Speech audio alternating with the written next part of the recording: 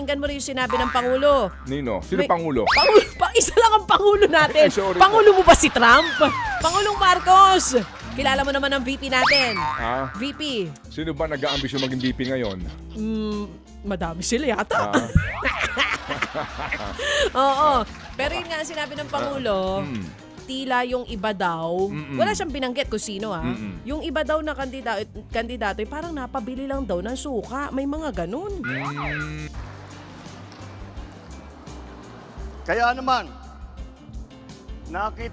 nagtataka nga ako, parang yung mga iba na naging kandidato, nag-deliver lang yata ng suka, nabigyan na ng certificate of candidacy. Dahil wala ang ikukumpara sa ating mga kandidato. Sumagot yung mga parang pakiramdam nila, baka sila yun.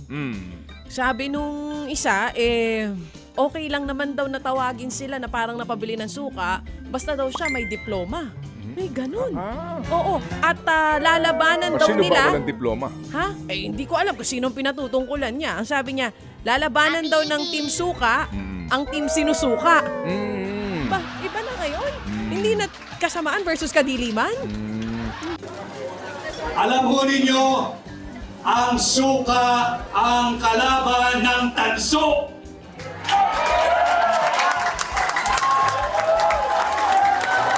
Ang suka ang kalaban ng pekeng ginto.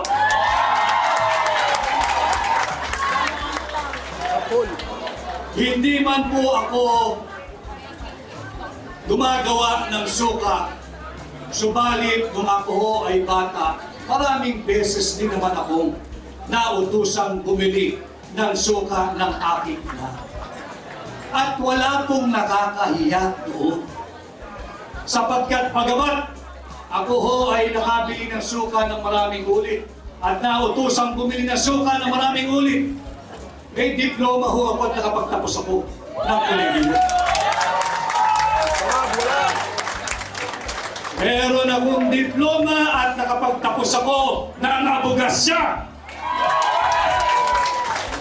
At higit sa lahat, meron akong certificate na nagpapatunay na ako ay isang ganap na abogado. Kaya ako ay natutuwa kung ito man ang Team Suka. Isa po akong proud member ng Team Suka. At atin kong lalabanan ang Team Sinusuka!